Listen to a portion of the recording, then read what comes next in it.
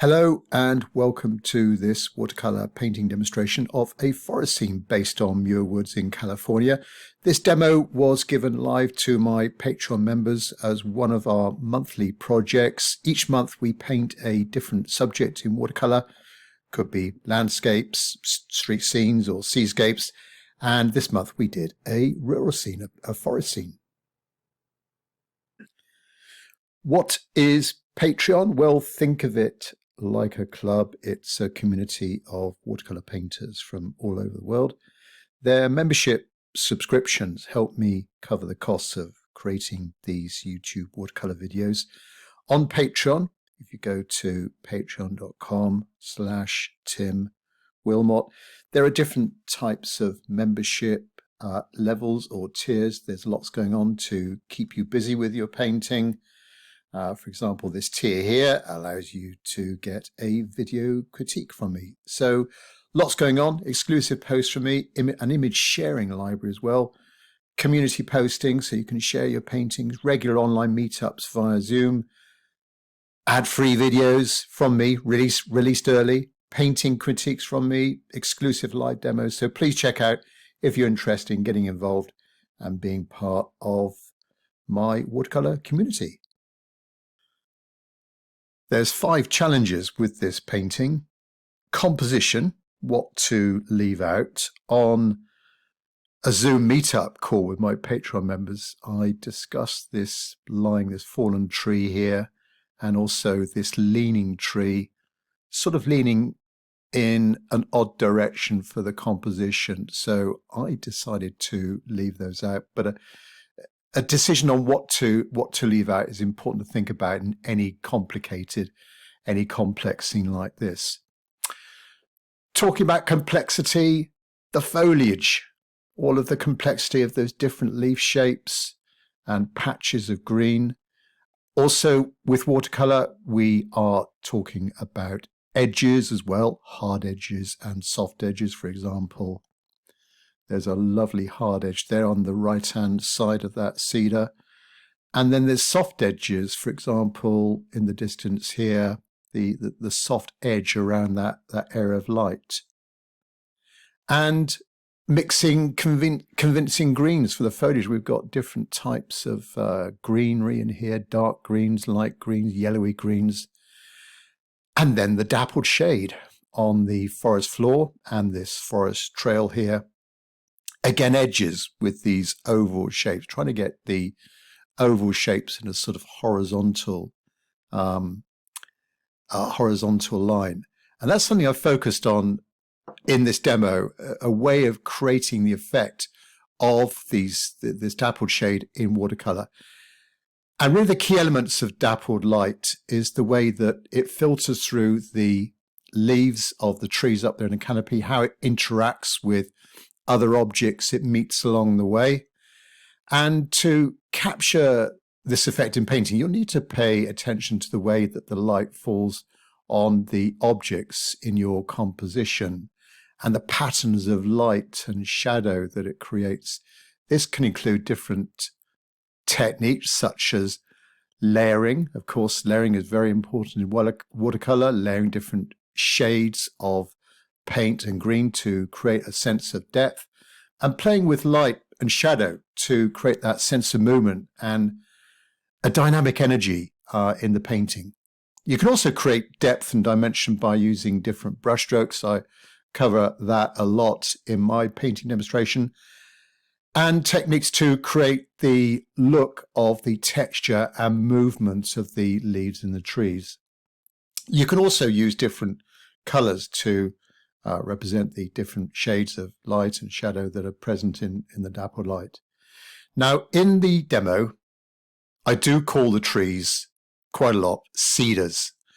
Before the tree police come after me, they are in fact redwoods, California redwoods, and some in this location reaching the dizzy heights of well over 250 feet.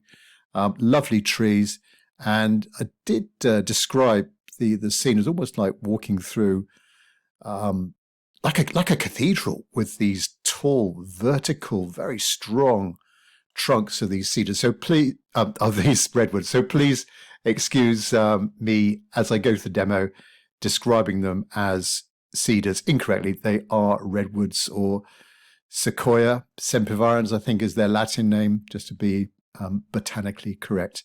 Anyway, back to this demo.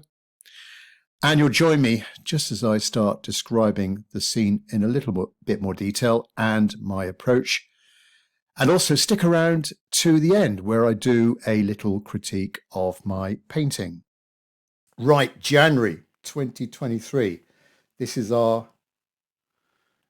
challenge. I haven't done many forest scenes before, so this is a fairly new one for me. And this is one of Laurie's photos and shared in our source library. I'll make another posting about the source library so that you do know exactly where it is. There's some wonderful photos up there shared by other Patreon members. And I saw this a long time ago and just dismissed it, but I came back to it, saw it the other week and thought this would make a fantastic painting for one of our monthly projects.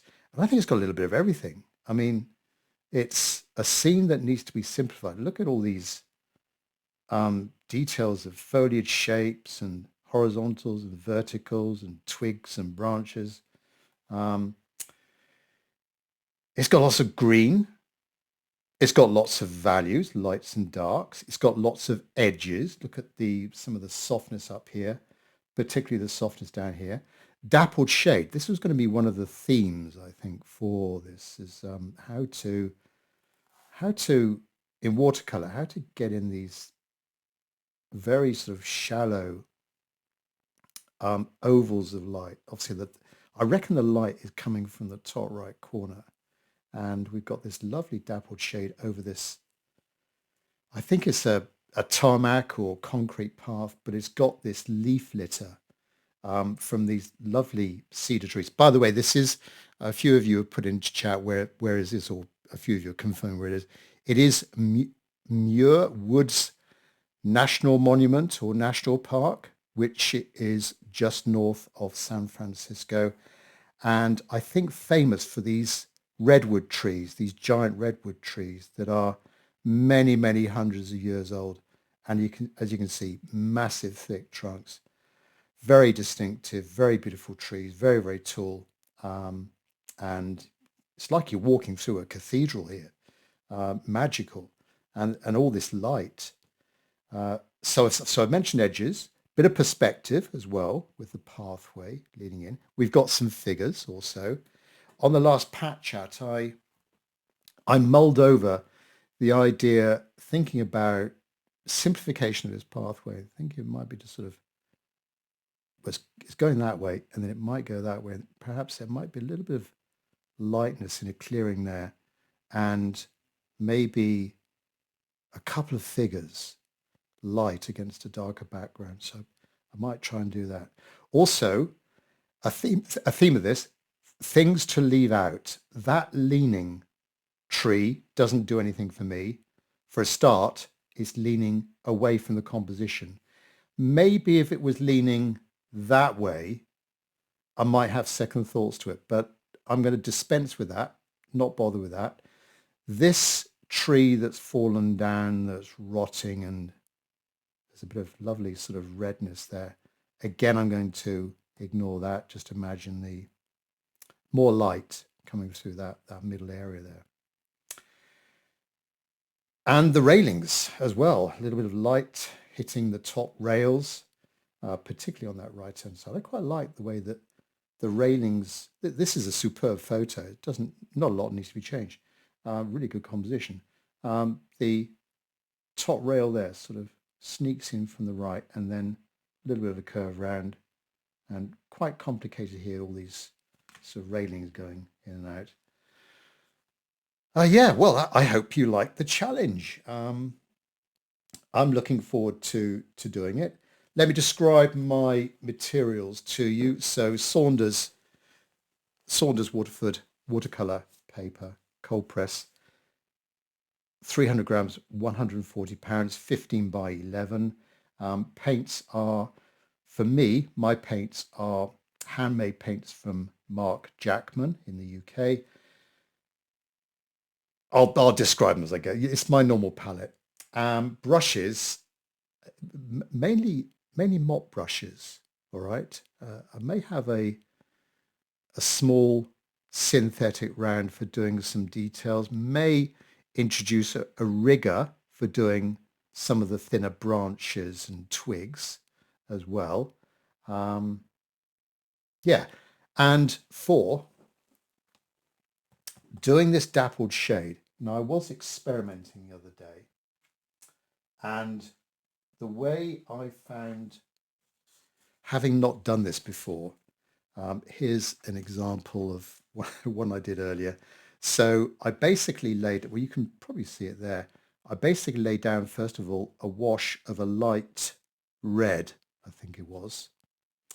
Let that dry, and then second layer of a really dark, shadowy color. Look at that darkness there. And then before it dries, lifting off with a damp sponge, not too wet, a damp sponge, just to lift off some of that paint. And then to lift off a little bit more, a tissue with a smooth surface, not a dimpled surface, but a smooth surface. That worked best for me. Trying to replicate these ovals, I could actually go a little bit more narrow with those. They're too round for me. So we'll see how we get on with that. That will probably be a latter stage for me in the painting. Right, let me see if there's any questions before I start. Bit of green there that's cropped in already. Let me just see if there's any questions. No, I don't think there is. Let me just check chat just in case. All right, let's make a start then. Composition-wise, I said that it's pretty much there for me. There are two trees here. I'm going to make them one. All right, just imagine these two, 1, 2, 1. And nothing much to change apart from the removal of that leaning tree and this dead tree that's lying on the ground. So I am going to start by marking out lighter areas, the light catching foliage that is almost white. It's almost the white paper in the photo.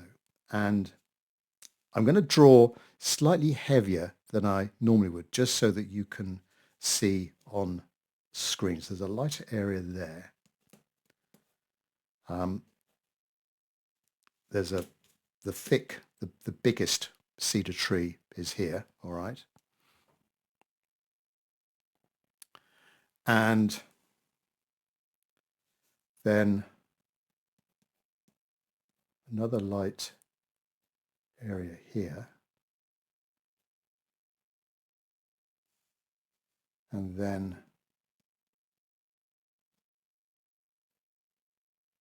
some foliage coming through there on probably the left-hand side of the nearest cedar. And then in the clearing itself, looking into the distance, it's really quite bright. Actually, let's just get in the sides of these cedars. They're almost vertical, and they do come down, they do sort of widen out near the buttress roots of the tree. So down the base of the tree, they kind of widen out just a little bit.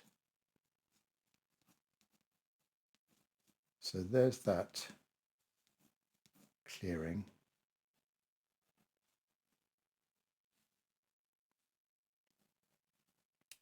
So light, light, light, light. Now coming down to the ground level where the light's hitting some, looks like ferns or bracken or some other low growing foliage.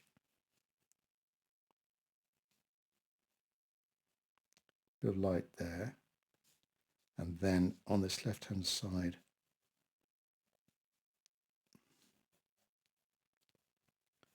just an indication of some lighter areas.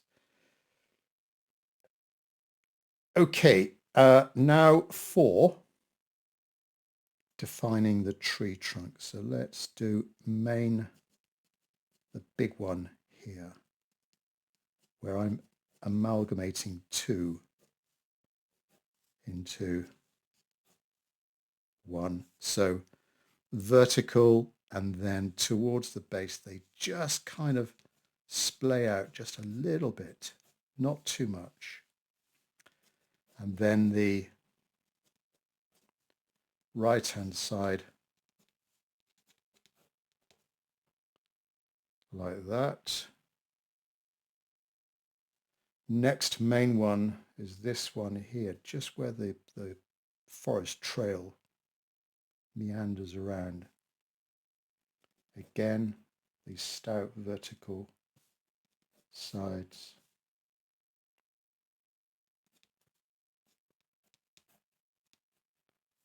Splaying out a little bit. Oh, there's another light area there. And then there's another trunk just behind this one.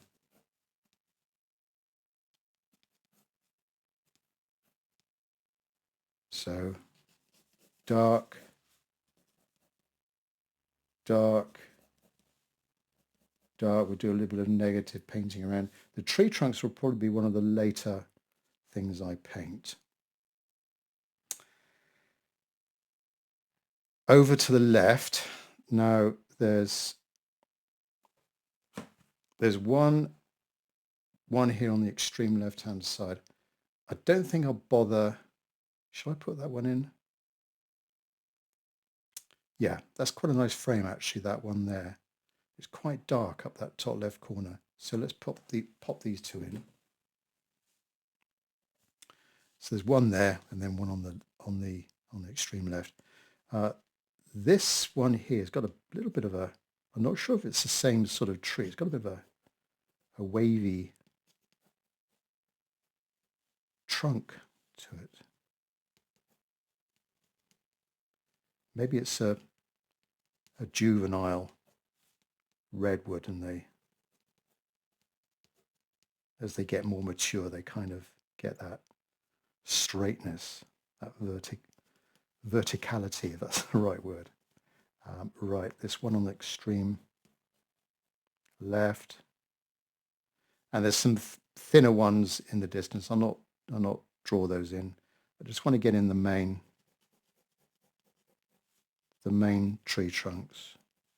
Of course, some of these may be just a little bit lighter than the ones nearest to us. For example, that one there, just to push them back just a little bit, get the sense of depth into the scene. Okay, railings next. Starting from the left-hand side, or actually let's put in the actual edges of the trail in. That might be easier. Right.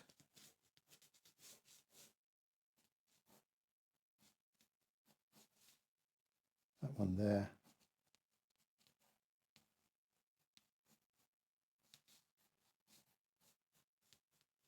So that doesn't need to be a perfect edge. That's the edge of that's the left-hand side of the trail. And then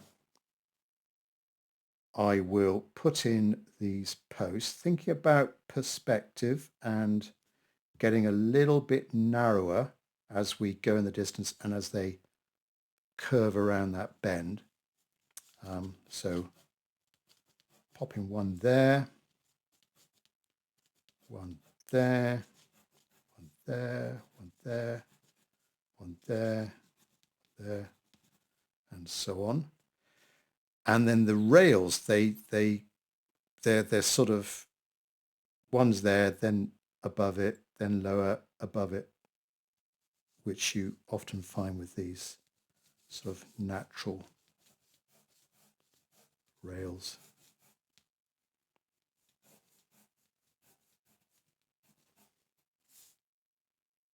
And likewise, the lower level again.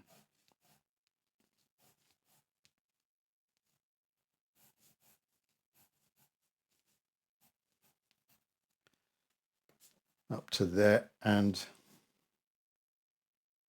as the trail just goes around to the bend, it's quite dark there. Not sure. Oh, it's probably a little bit of that tree trunk that's fallen down. It's this tree trunk that I'm not bothering to do is lying like that. There's a bit of a sort of side limb that's rotted off there, but I'm not going to bother doing that. Right hand side, which, now get the level right.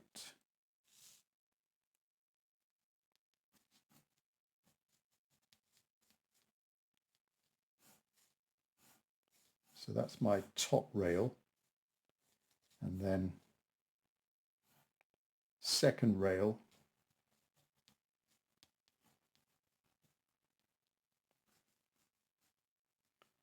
it's quite complicated, all this. I want to try and simplify things. I want to try and not make things too difficult for me or you in this. So quite complicated all in there, but just again get in the feeling of these posts and a shadow on the ground.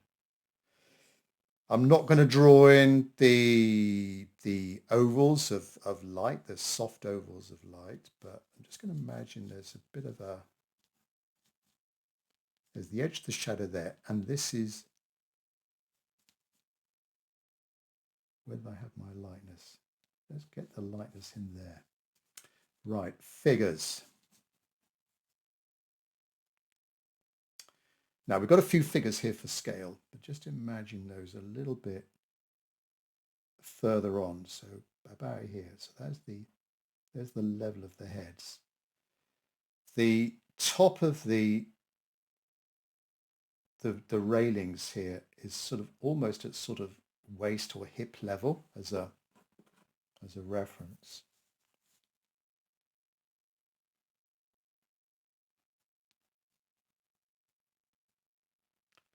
So there's the first one.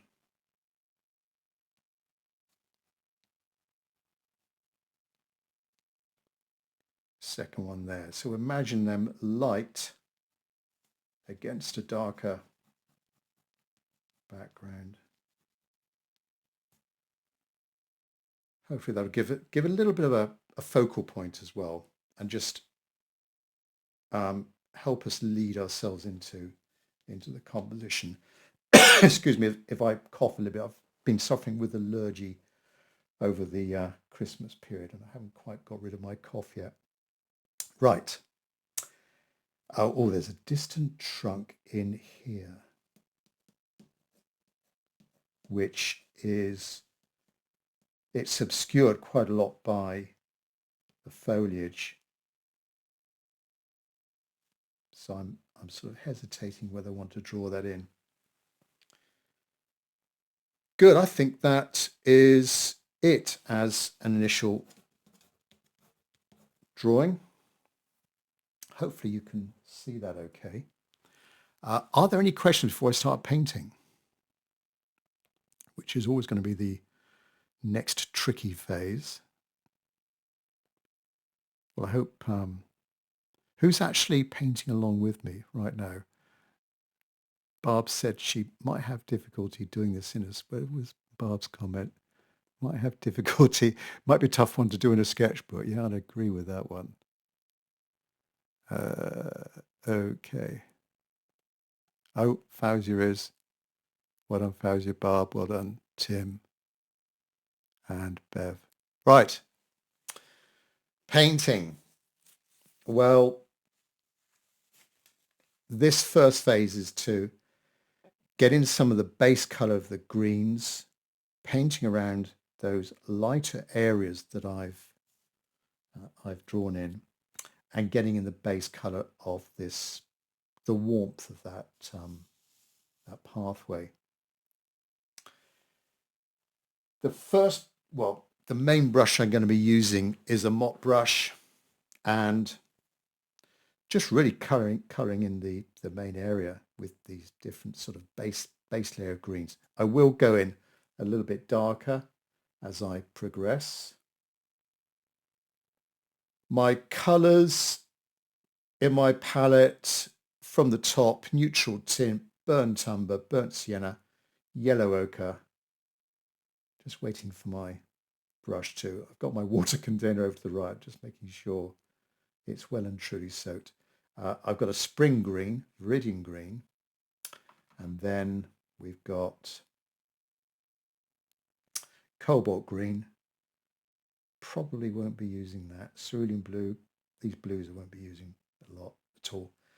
Cobalt blue, ultramarine blue, alizarin crimson, cadmium red, light red, cadmium orange, cadmium yellow, lavender, and there's a gouache here, a Naples light gouache, and some white gouache there as well. So I might be just using a tiny bit of that for some extra highlighting in key areas. For example, look at that thin light line down the, where this bark is quite vertical, this bark, very distinctive, and it's catching the light on that right hand side. That would be near, well, quite difficult to paint around, so might use a little bit of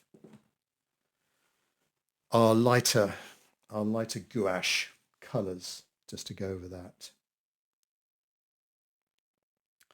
Right, come on brush, get soaked. There we go.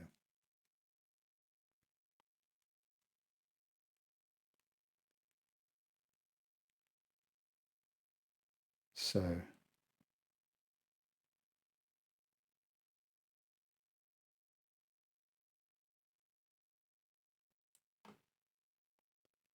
what I'm doing now is just carefully looking at the photo, and I might alternate between this spring green, a bright green. If you haven't got a spring green, a good way of mixing that vibrant green would be with a bright yellow and a blue, 50-50. That would get you close to that spring green. I might also use this cool green, a bit of viridian as well, just to get that cooler, darker green. And as I say, I'm just looking at the photo for inspiration as I'm going over the scene, over the trunks.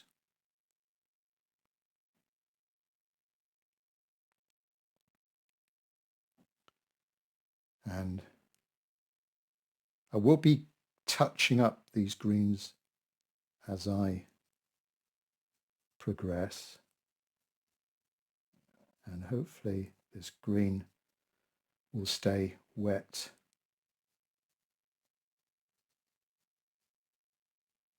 quite a long time. Just let me play around with it for some time.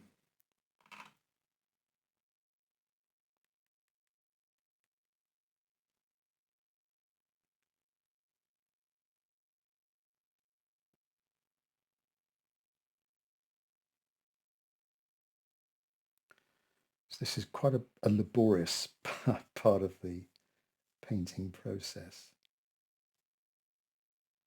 getting in these greens. Might do a little bit of blue here for the top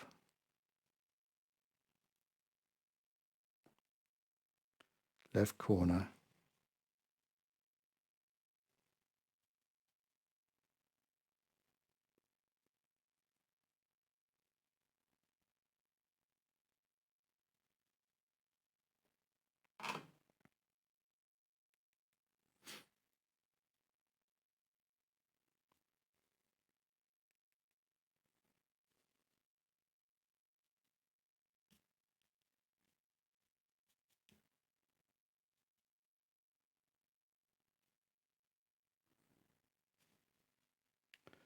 There's some horizontal ferns just catching the light down here, which I didn't draw in initially, but just leave a few more little white spaces, and then down to the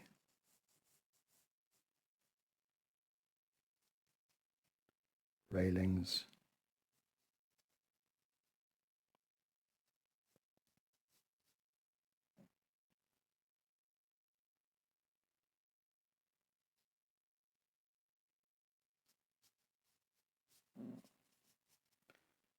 So around the base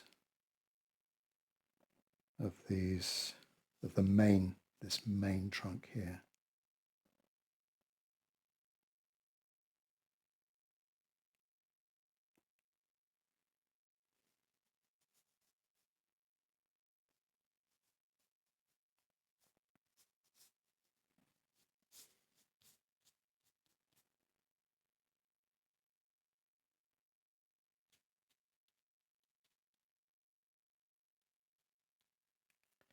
So just on the left-hand side of the trail, and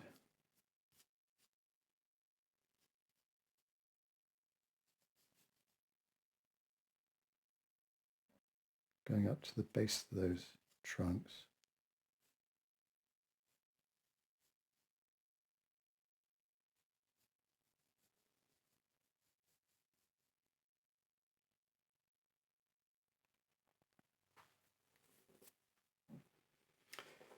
Right-hand side, let's do a similar process down here.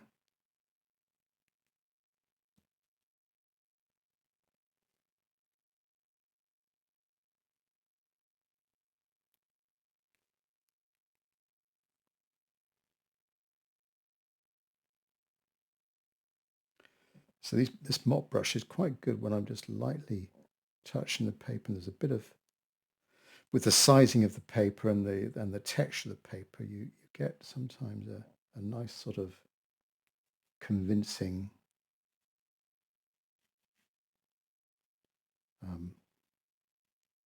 brush marks to indicate that sort of foliage effect.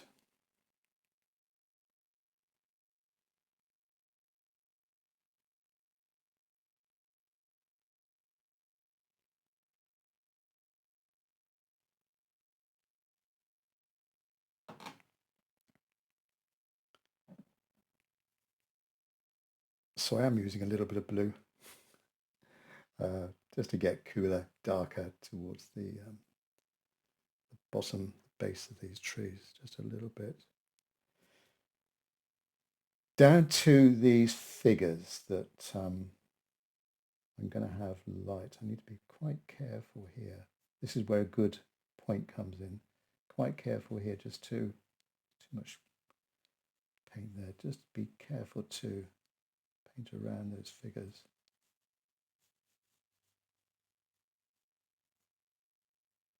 I will go in darker behind them just to make them stand out just a little bit more.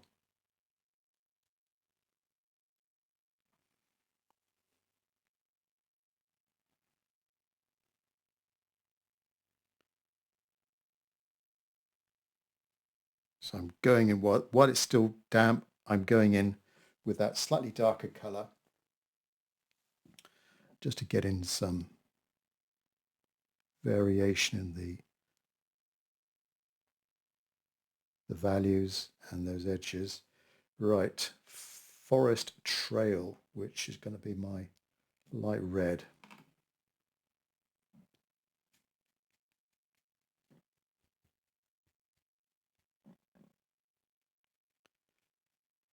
Don't worry about this colour.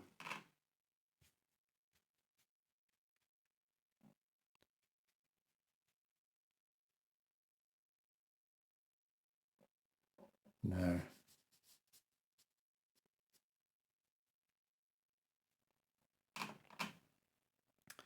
a bit of lavender just to give an indication of that concrete surface.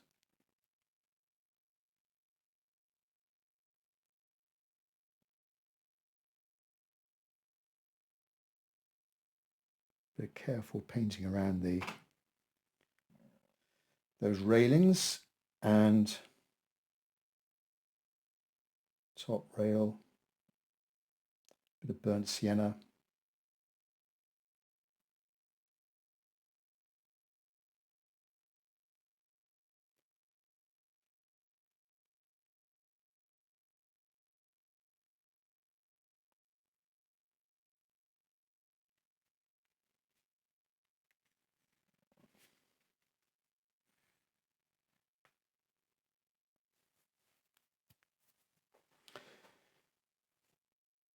All right.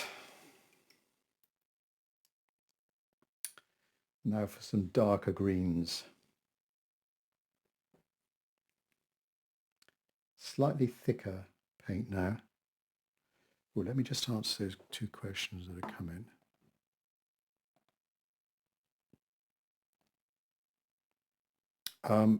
Question from Kenny, no tree to the right. That's a good point, Kenny. I'm not going to bother. So no for me, but that would be a good idea to put it in. All right, could be a good idea to put it in. As I say, not that one, but that one there. Yep, Kenny, I concur with that, but I'm not going to do it.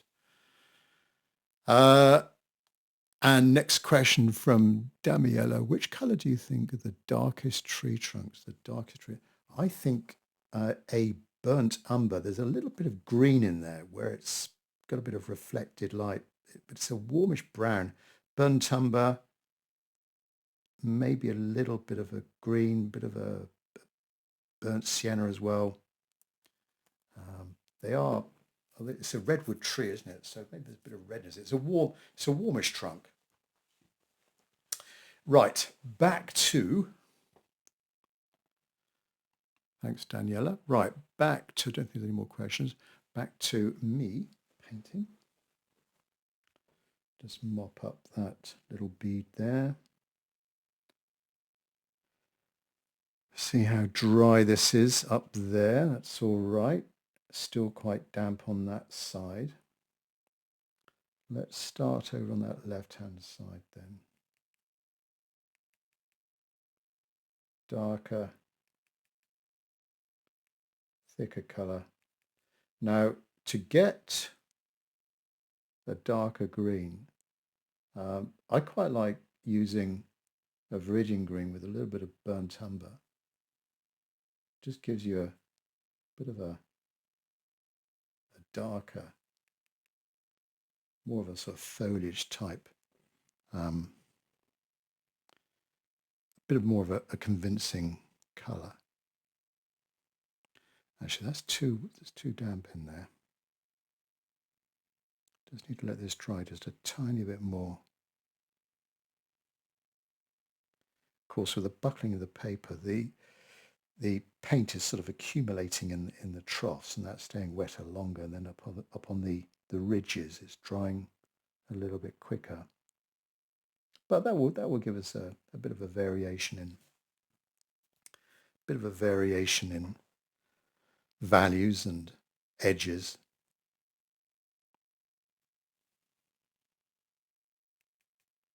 Right, viridian green, a little bit of burnt umber. This top right corner.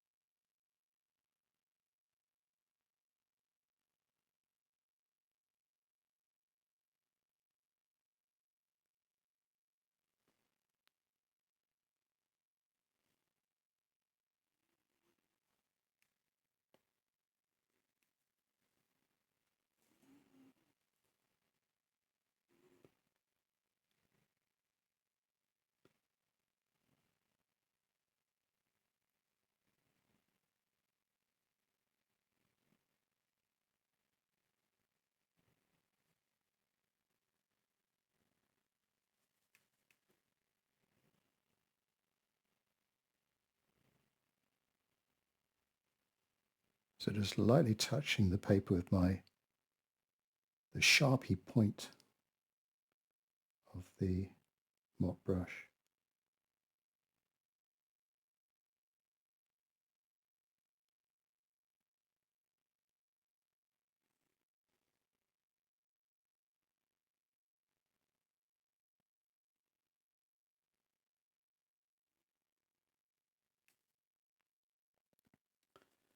I think as we get down to the lower levels, then that green sort of gradually transforms to a warmer color, where it's maybe mixing a little bit with the pine needles and the sort of dead undergrowth.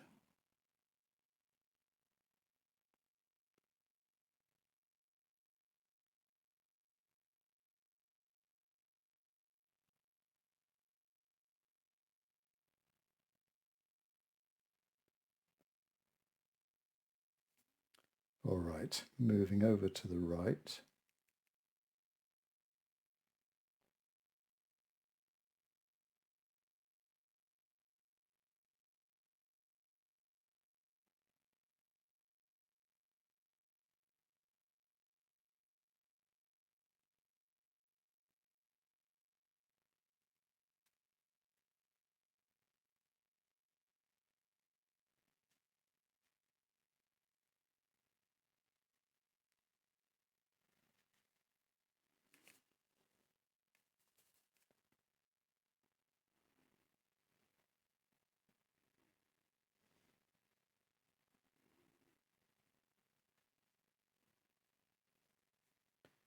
Now in this middle section, I'm coming down to a few harder edges on the top of these ferns here, or bracken. So I want to try and be a little bit more careful with these brush marks going down to that area.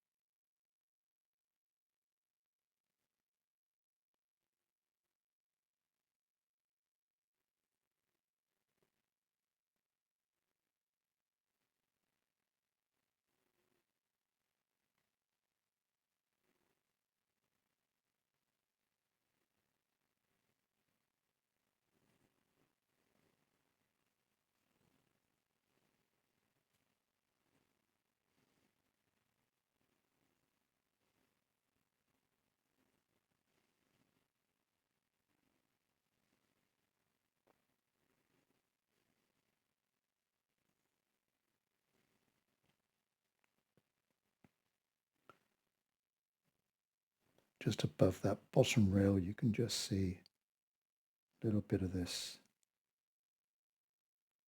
darker Virgin green, burnt umber, could use burnt sienna. Just getting that bit of a darker colour in there.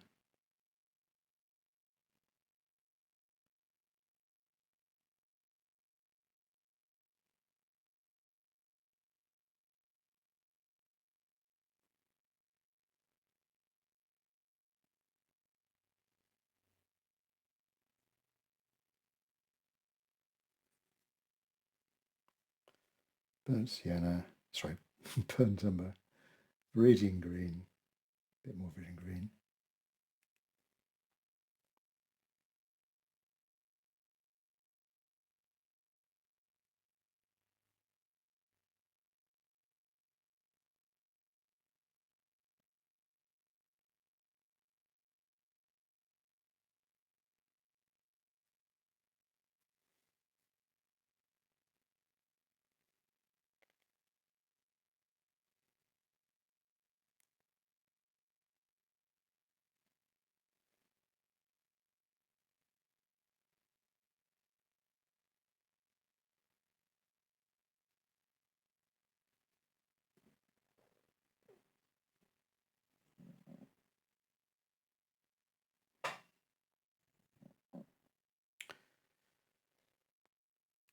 further over to the right then, and it's quite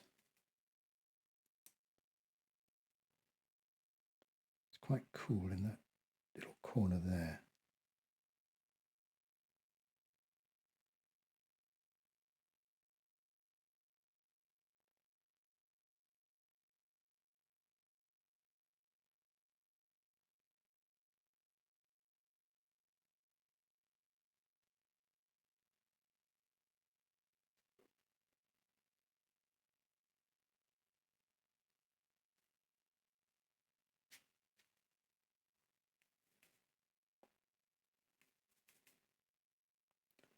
Burnt umber, Frisian green.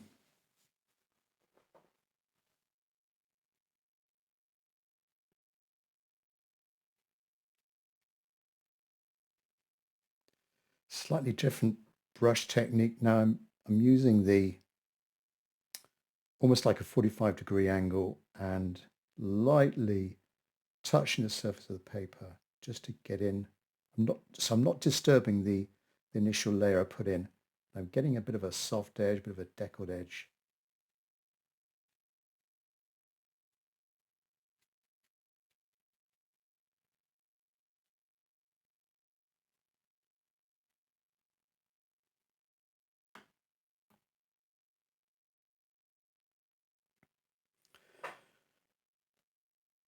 Kenny actually made a very valid point. Do I need a tree trunk in there? I'll keep my options open. Didn't draw one in, but I'm not discounting it at this stage. Otherwise, it might be just too much green over there.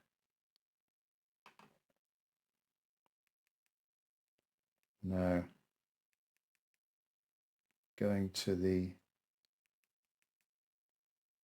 ground level, let's get a bit darker.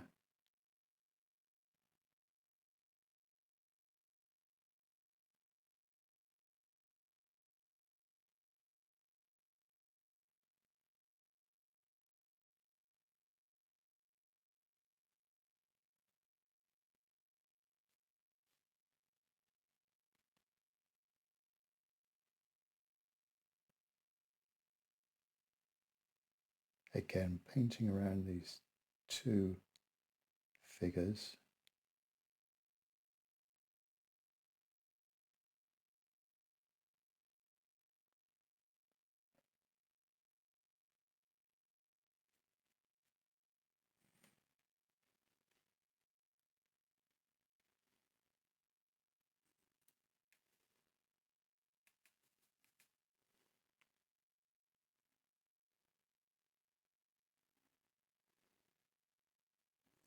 Some darker paint here, darker, thicker.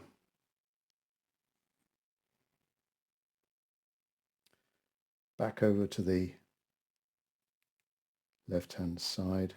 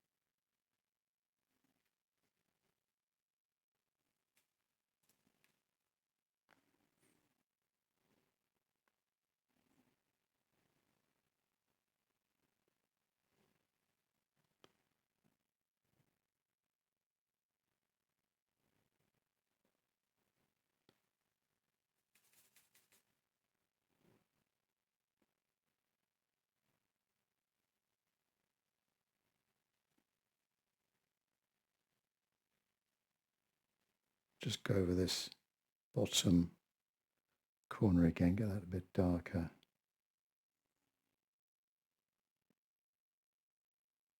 Still quite damp in this area here, so I can continue to get in those softer edges.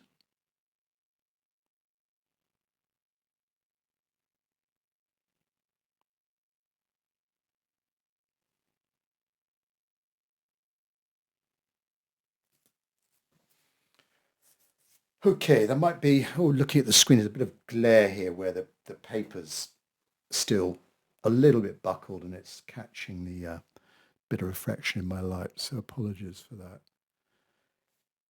that.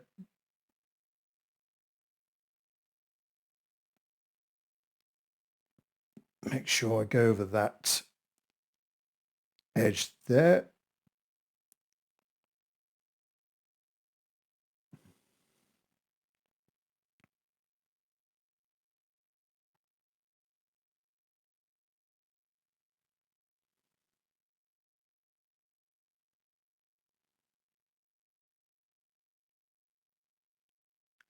Some initial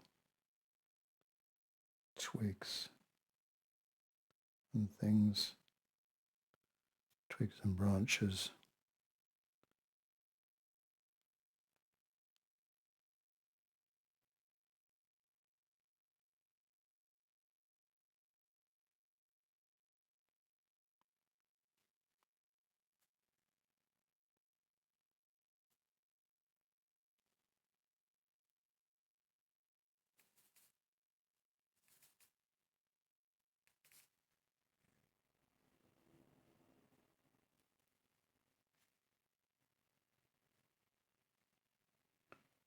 Bit more definition just to the left-hand edge of the trail there.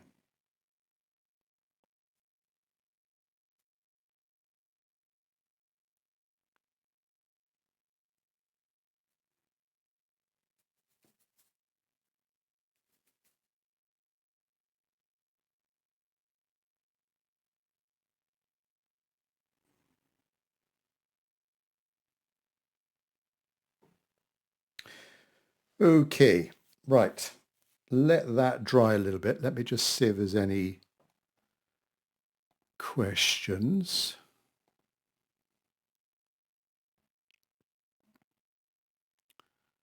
Well, thanks, Daniela. Daniela says, brave choice for the ground colour.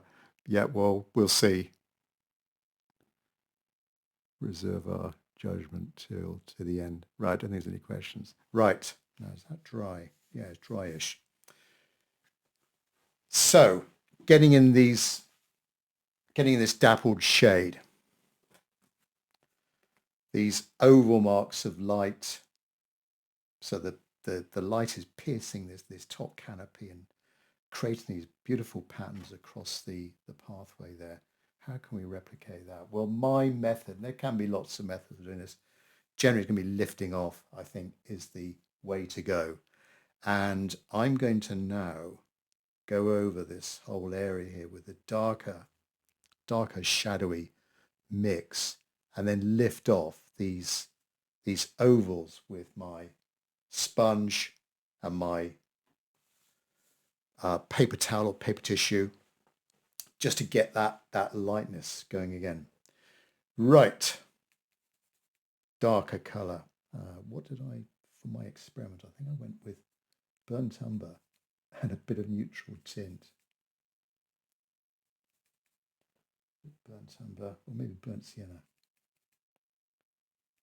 Neutral tint, let's put a yellow, an altering blue. Try and get this right.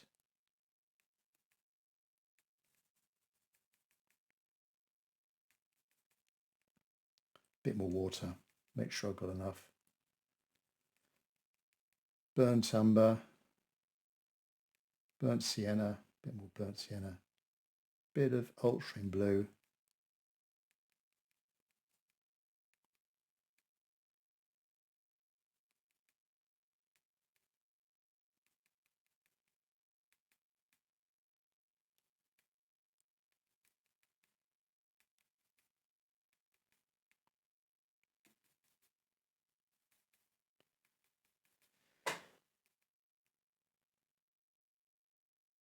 Okay.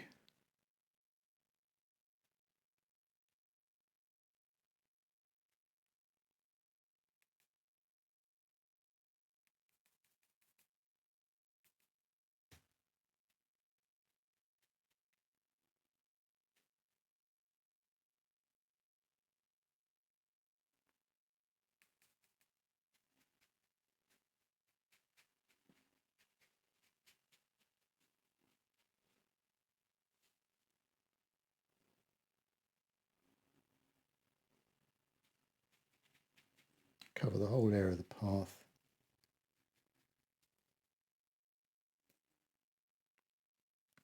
Up to those two figures, just where the light is coming through the clearing. There we are. And it might look like a real dark mess at the moment, but hopefully we'll be able to create the effect of these ovals. So I've got some paper tissue with a smooth surface. Lift off a bit with a damp sponge. Now I want to try and make sure this sponge has that sort of right shape that's going to lift off an oval. And I want to try and just have some overlapping shapes as well.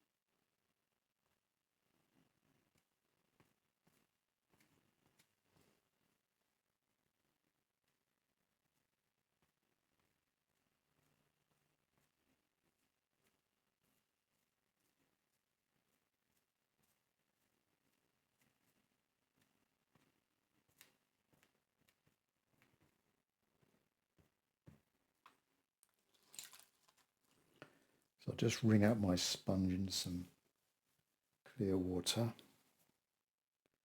Do a little bit more down here.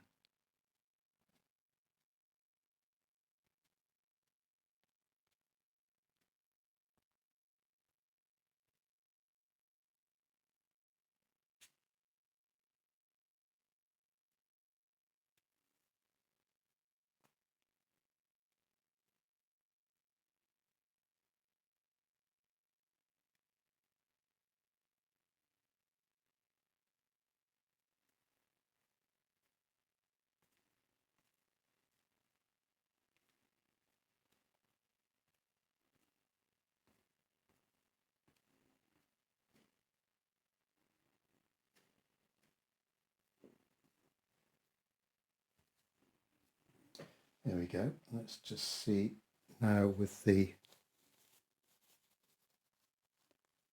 paper tissue or towel, just to lift off a little bit more of the light, particularly in the middle of those damper areas. So just crunch up the paper tissue or towel to get in these.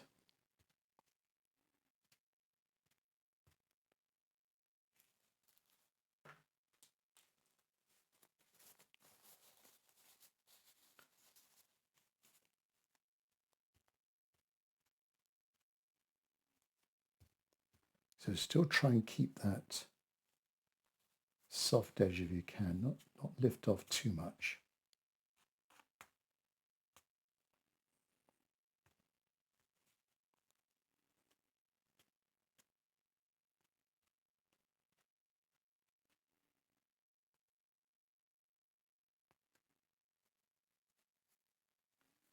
And try and get them as oval as you can, not too, I think some of mine is a little bit too circular. So get that shape.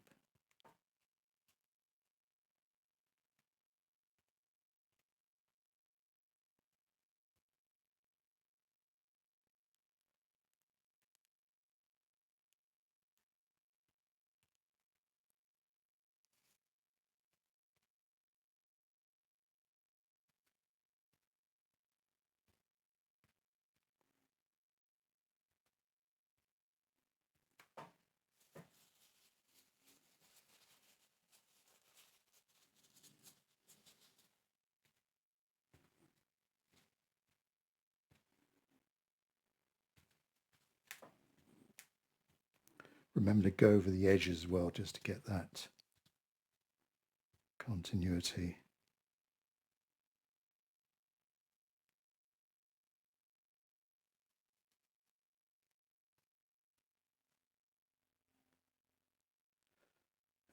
Do I need to go a little bit lighter there? Well, this is where good quality paper comes in to make sure that you don't damage the surface by this continual dampening and lifting off the paint. So a little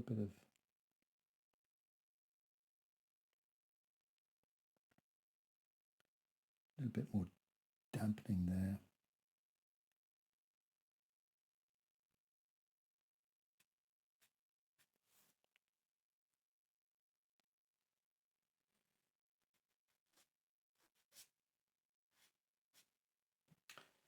Right. Paper towel. That's a tiny bit lighter.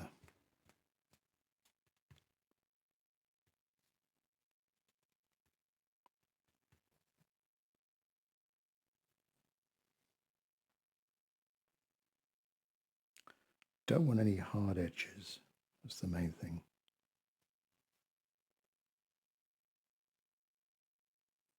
And I might do a little bit of splattering or get in just a few little hard edges on top of this when this is dry, just to get the effect of this leaf litter that's lying on the ground, little bits of leaves and pine needles and things.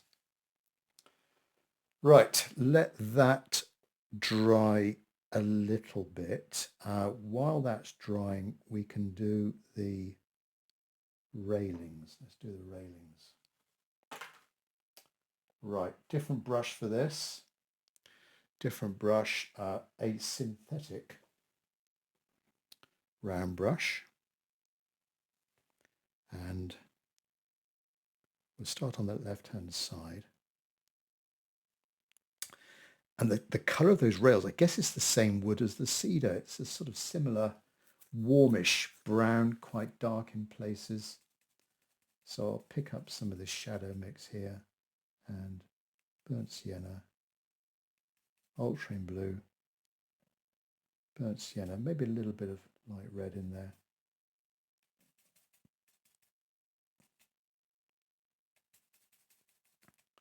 And if it's not dark enough, I might use a little bit of neutral tint or Payne's grey just to darken that a little bit more.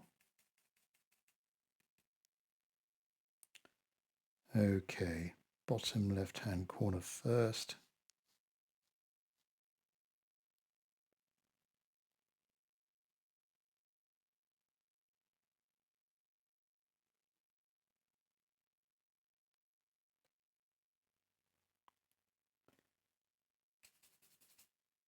Then an upright post.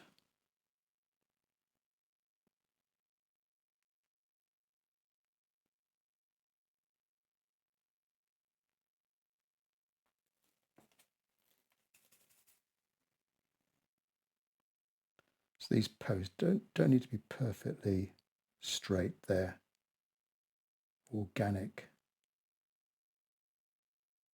things. Continue with this vertical.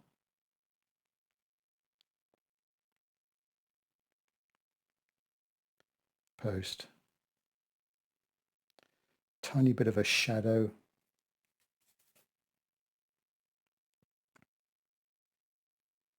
Along the ground for that post.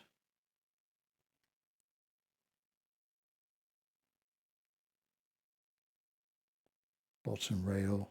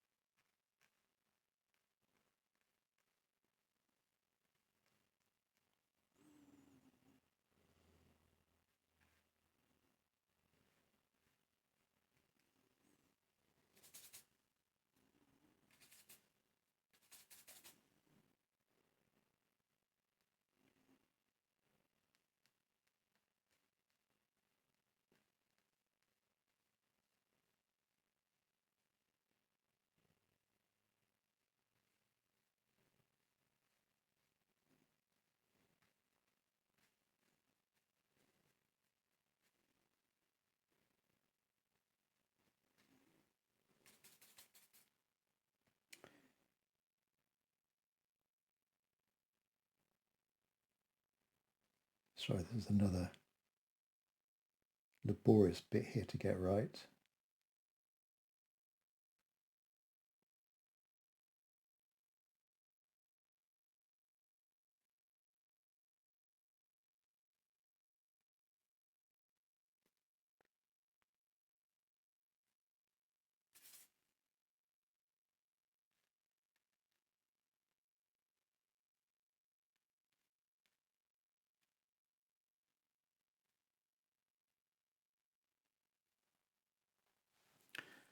Here we are. Excuse me. I need to just add in a bit of darkness here. It's too light.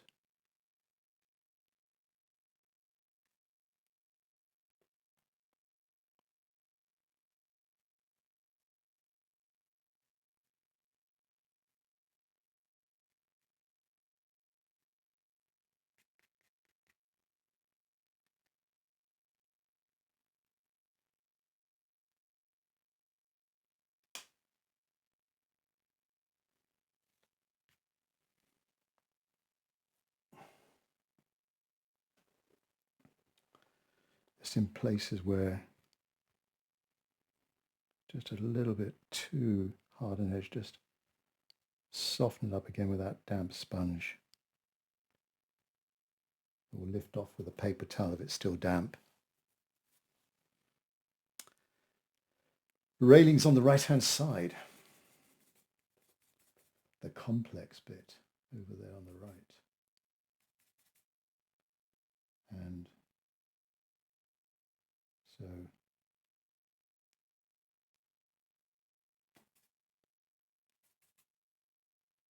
there's a bit of light hitting the tops of these posts.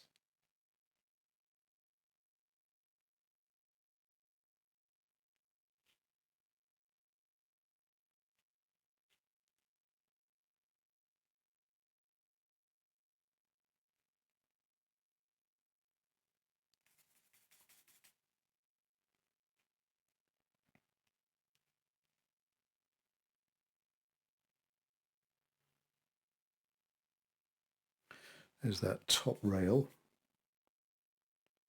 Then continue with the vertical post. And then the bottom rail, bit of light hitting the top of it.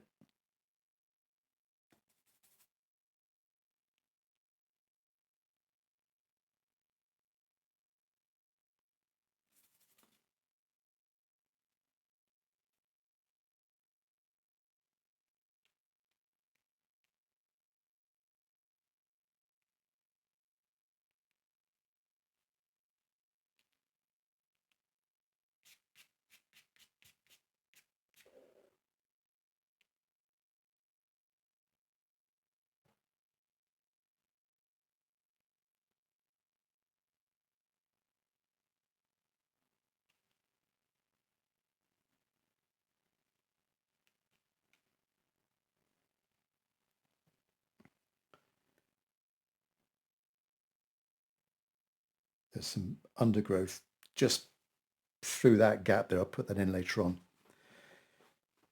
Okay, I think it's time for some tree trunks now. Let me just check for any questions.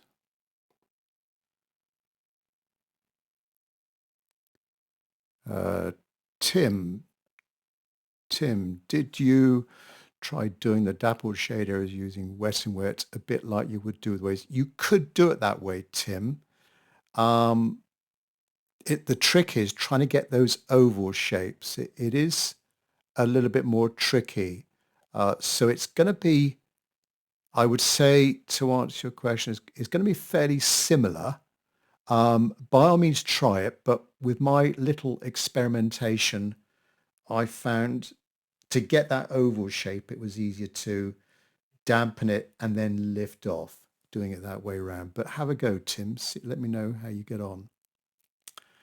And Kenny, Wondering if you would ever consider painting in beams of light to make the pathway mottling more obvious. Yes, beams of light exactly coming in there. Great idea. That would be another level of complexity in this. And I've got to think about the all of our members, and certainly for the more advanced or intermediate people amongst you, then great idea. Having in those rays of light, that'd be fantastic to bring those in there.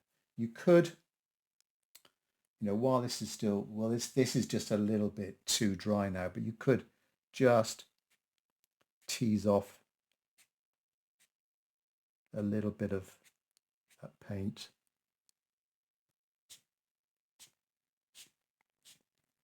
With a damp sponge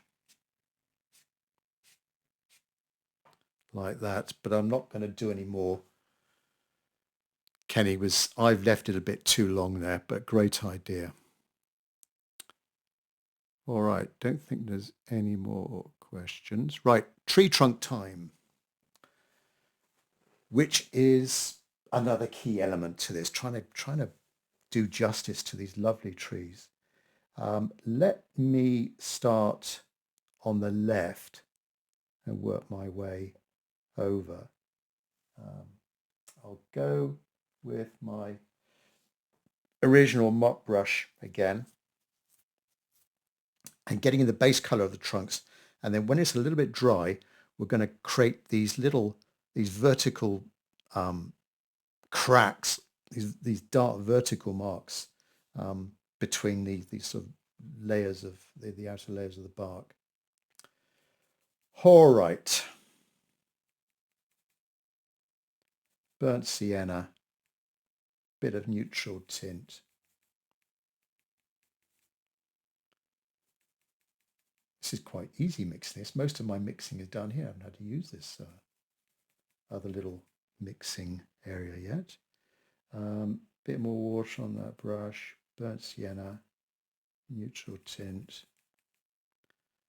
So starting from the left, this one here, that's actually quite dark, isn't it? Down there towards the base, really dark. A little bit of light there. That one over there that Kenny pointed out, that's quite light on this side. Okay.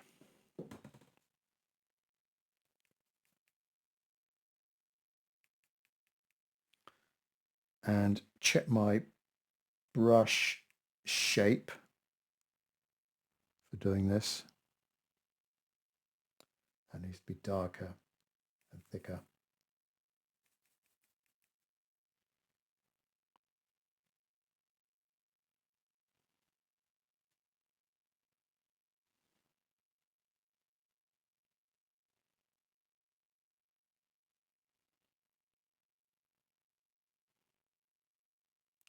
And there are some hard edges on that right-hand side.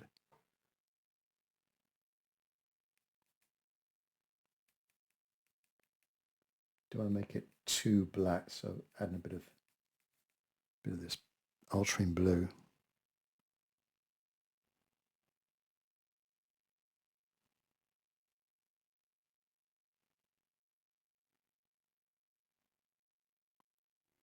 Now, as I come down to the base of this tree, we've got some of the foliage cutting across it. And just creating a little bit of light dark contrast in there. Wonky tree, not so dark. Bit of lavender in there, not so dark with this one, and it is partially hidden by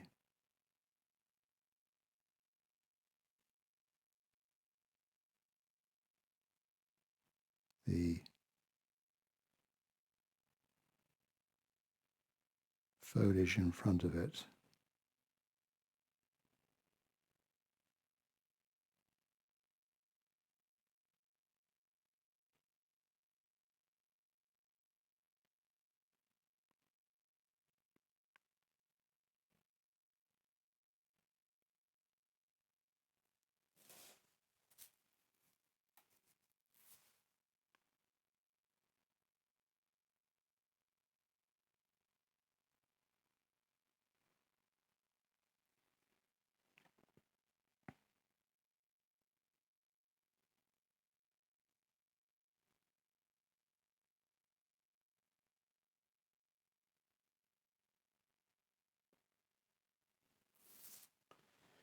There's some darker, thinner tree trunks in the distance. Right, main tree.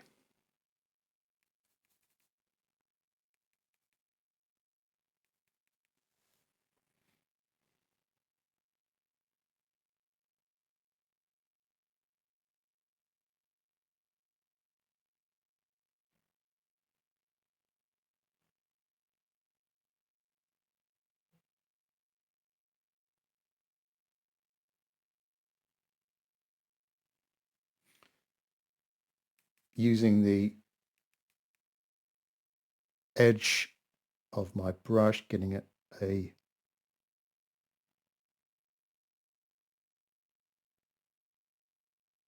nice, hopefully nice, thin line.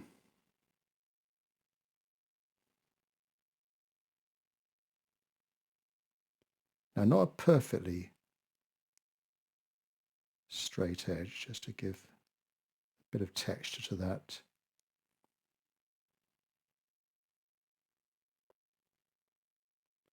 Left-hand side.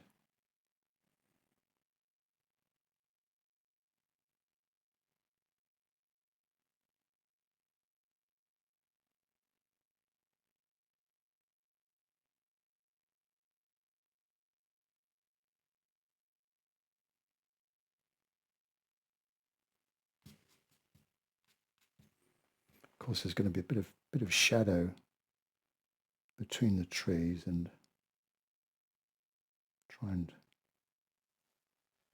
connect them a little bit as well. Right.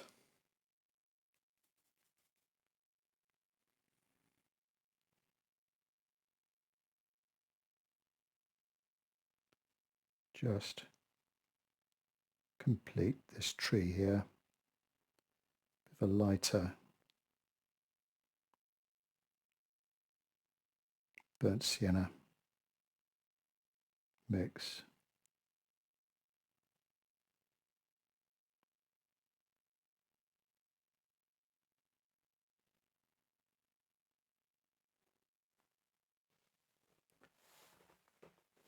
There we go. Next. That one lurking in the distance.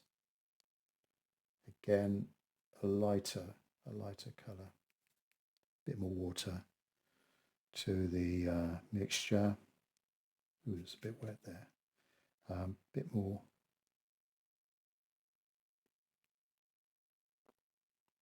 Bit more water to the mixture. Right. Where's this going to be?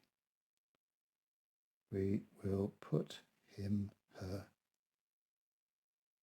in there.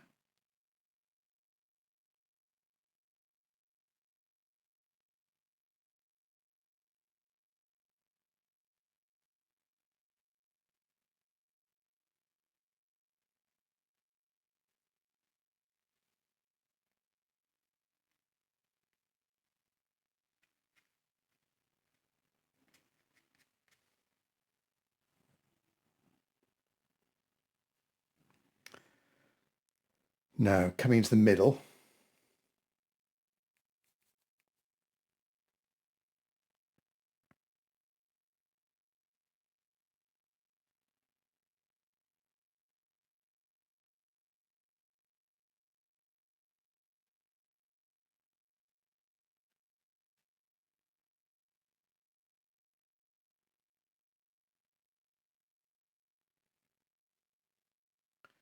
There's this little bit of sneaky bit of foliage coming in between these two, so that's what I'm trying to carefully paint around there. Again, a brush with a good point is going to be, I think, a good way of doing this.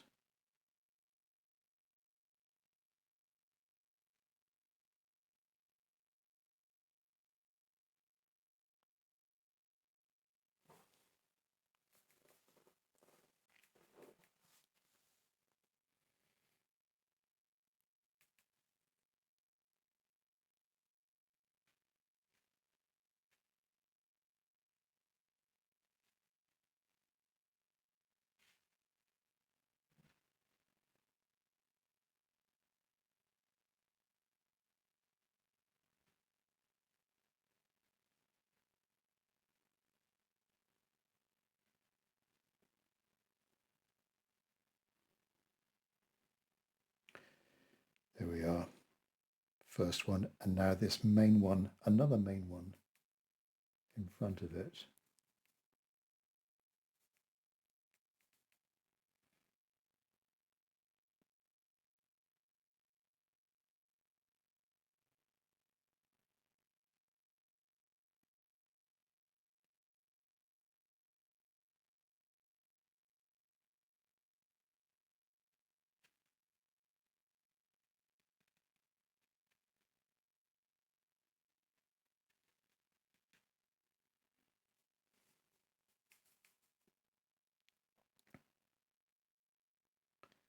Now the right hand edge of this one is very dark.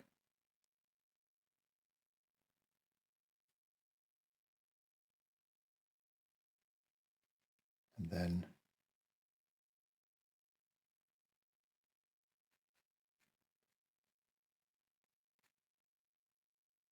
splays out as we hit the buttress roots. Now a bit of burnt sienna for the left hand side. That's catching a little bit of light on that side.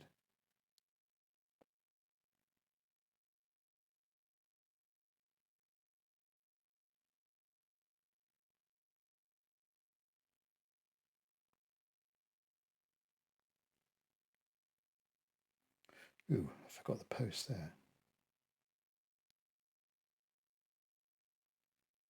There we are. Post back in, another post there as well.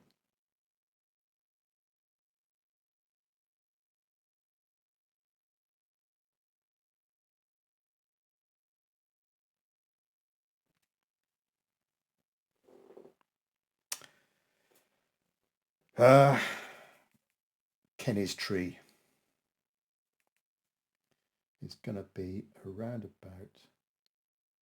Let's have it leaning into slightly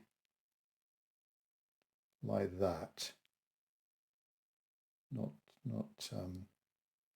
strictly speaking vertical. And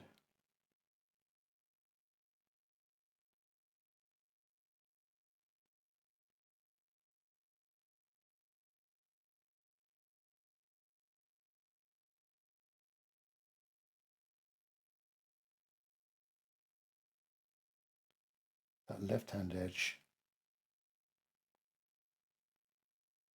quite light, but the right-hand edge, a good bit darker. So a bit of neutral tint. Try and get that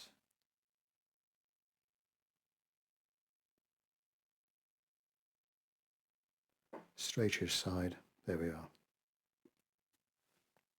And if it's too dark, then just lift off a little bit with a sponge there. I put those rays in, so would just go with the flow on that. A few little misty areas out of focus. All right. Good. Oh, figures. Smaller brush.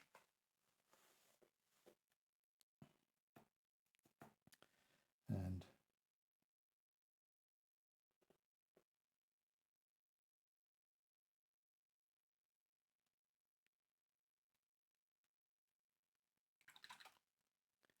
now they're not going to be bright clothing. Let's just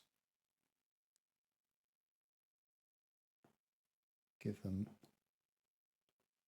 a little bit of some clothing just to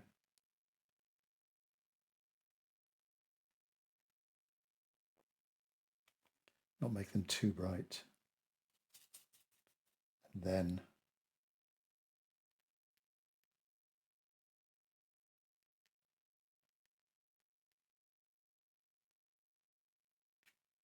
legs. We'll keep this one, the right-hand one, brighter on the top. Maybe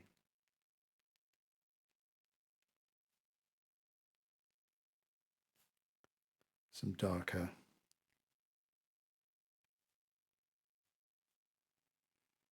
Darker clothing, darker trousers, slacks, whatever.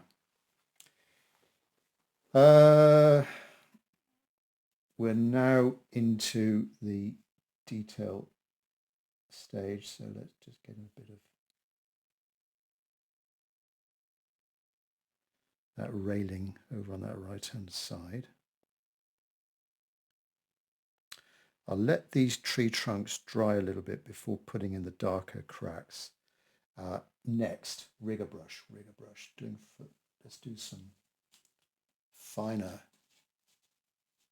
lines and some twigs and bits and pieces on the ground. All right, rigger brush.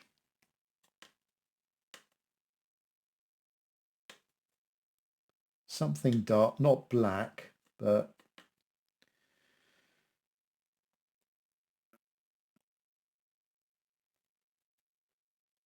dark enough. And there's twigs hanging around all over the place.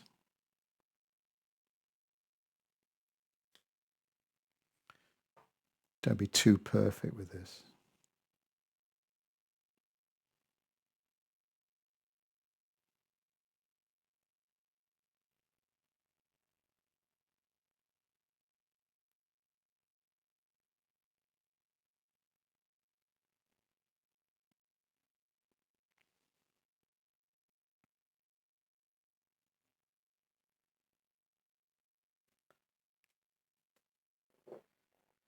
Few more in this middle section.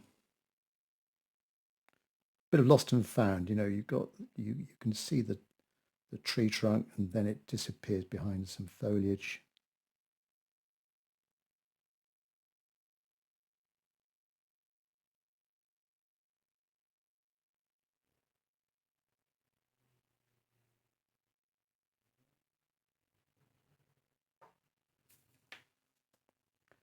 There's a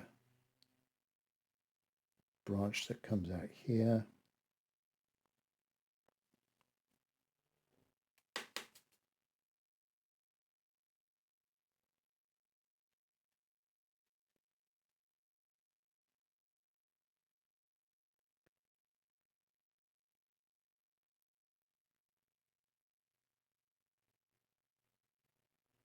Just suggests some smaller trees in the gaps there.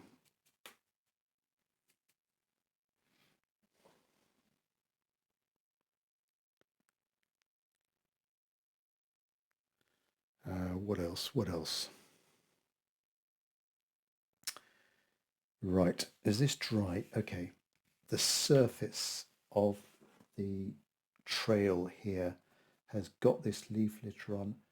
I'm going to put in a tiny bit of white gouache, but toned down with some yellow ochre, or I do have this Naples light here, which might, now you've got to be careful here not to overdo it.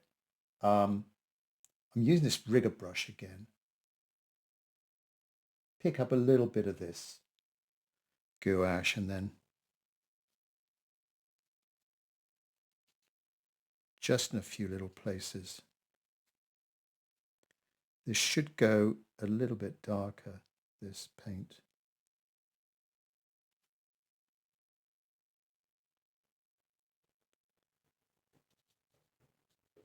Give the feeling of this. Needles, dead leaves.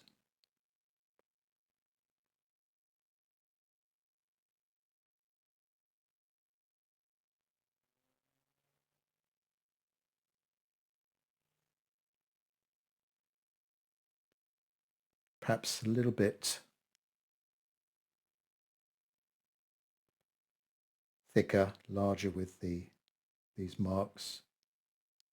as we come to the foreground, and then just behind those darker marks, add in a bit of shadow.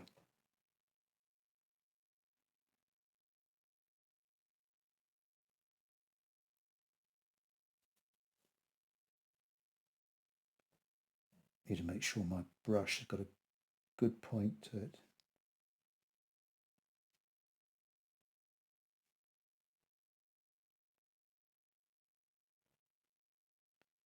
Just in a few places, bit of shadow.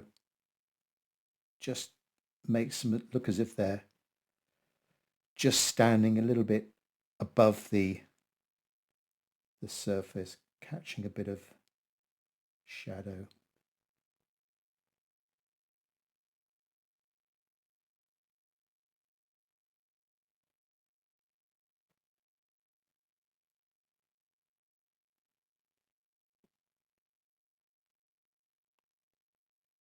And you could, if you want to, you could do a bit of splattering on this. I think that would help, but just to add another sort of dimension to that.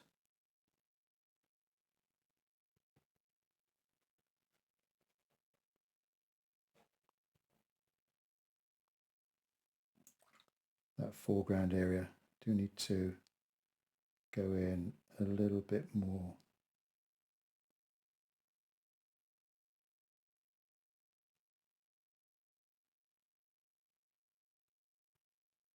Not too much detail on this right hand side.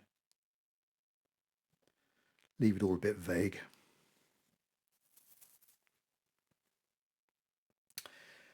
A few more twigs in here.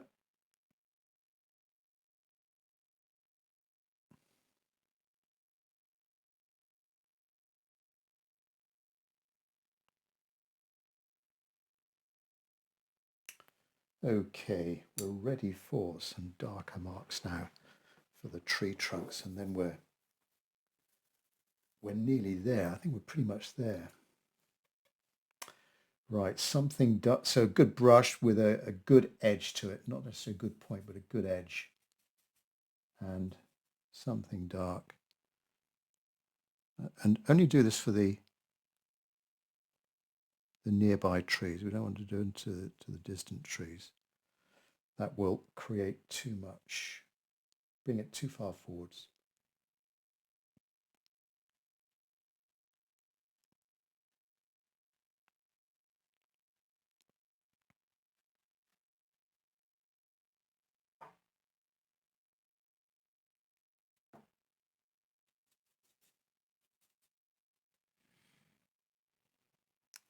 Check my edge.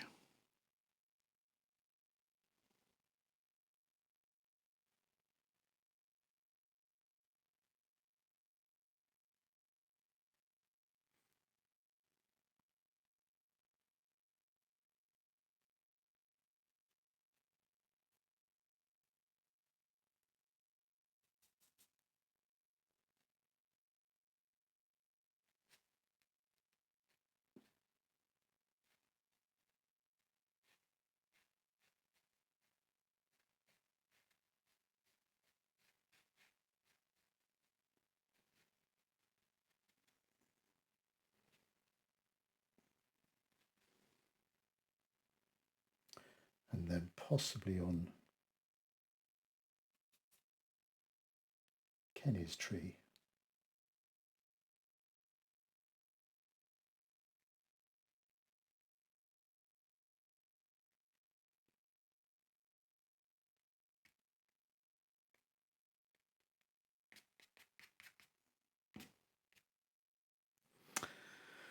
Those two figures.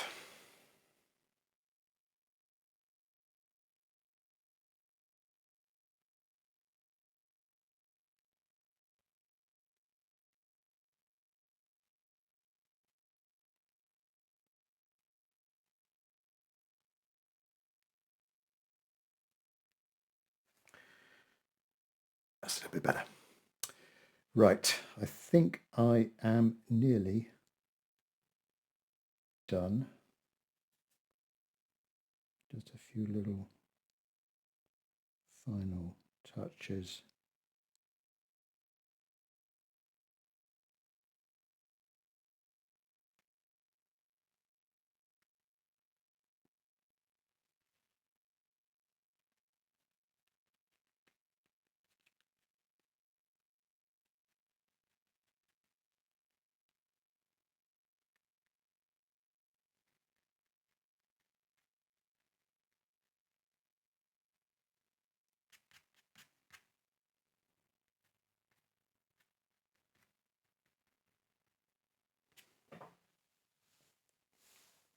Might just add a bit of white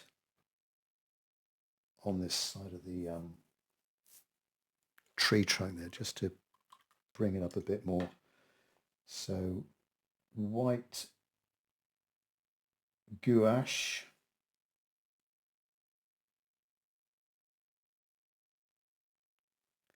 and perhaps a bit of some of these railings as well. Right, rigger brush again. That's too much paint on there. That's better. And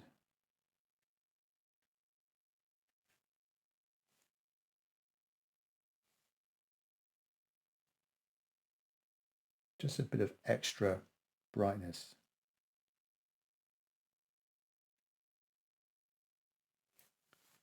On that right hand side.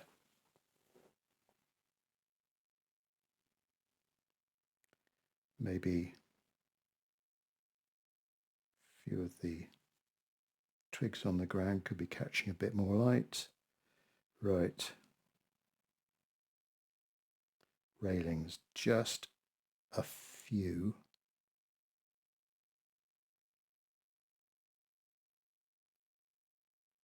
Little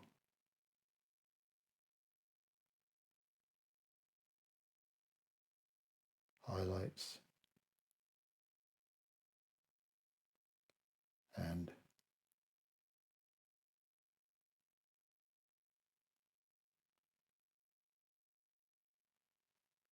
figures.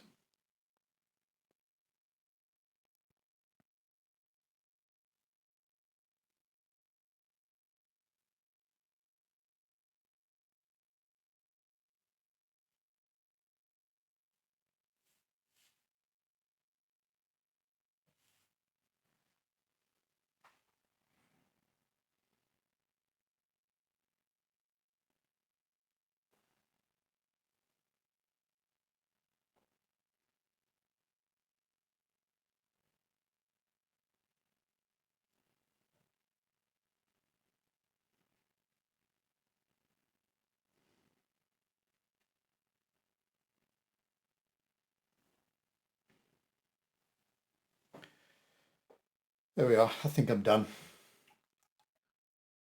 As I normally do, a critique of my painting. On the whole, I'm fairly pleased with the painting. I think I got the composition okay.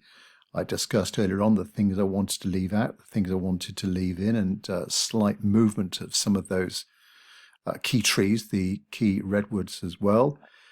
I think I got the sense of light coming in through the scene from that top right corner, coming down, hitting the forest floor, keeping exposed some of the areas of the paper, keeping that light, getting the sense of light, and the contrast of some of those darks against that light here as well.